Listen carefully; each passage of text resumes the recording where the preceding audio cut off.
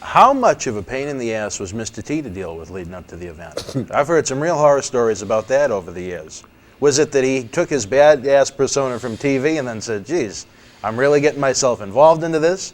Or was he just an ass? He was a very, very nice man to me, but at the same time, he knew he had to get in the ring with me, too. So it was probably better for him to be nice. I never saw him act like a jerk to anybody. Now, I've heard stories, but I never witnessed that. He was always very, what's the right word, cordial? Is that what? Cordial. Cordial, Yeah. You did a lot of the press conferences leading up to the big event itself. Was he? As a matter of fact, when we got through boxing, he's sitting back there with the oxygen on. And I come walking by the dressing room door, and he goes, hey, cowboy, you want some of this? I said, no, and I held up my 2 beers.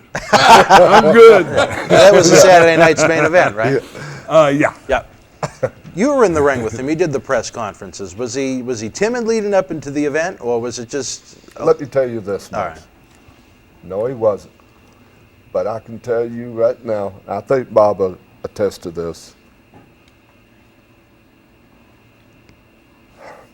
We didn't like movie stars. We didn't like Cyndi Lauper. We didn't like Gorgeous George and all this bull crap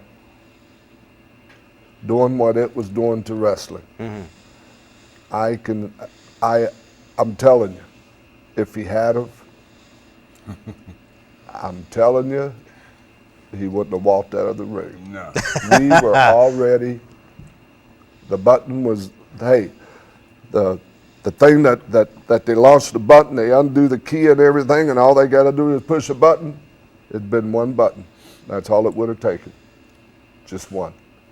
Because guess what? We would have beat him up so bad, we'd been all over the newspaper. So it would have made the world it wouldn't have been smart for him to do that. And he didn't. He was fine. Who was training T to get him ready for the match? We didn't. I always assumed it was Hogan, but I Probably. have no idea. Probably. I just figured he better be ready.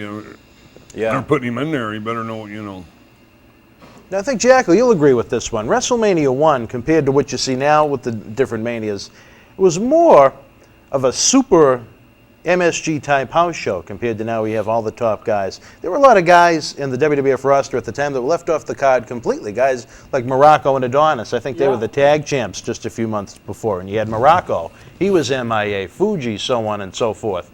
But did any of the guys that weren't booked for the big card that was getting so much pub, did they resent not having a place on the card? Wouldn't you? Yeah. I'm sure they resented it, but I think they They were can all get the there, weekly check, and weren't I they? think they all got a payday anyway. They did. Which was fine with us. Sure, they got to pay that. They deserved it, but when they put the card together, there's only so many things you can have, and more than likely there's a limit to on time. Right. So I would think that some guys got left out just because there wasn't room. Yeah, exactly. And of course they were on the next ones. And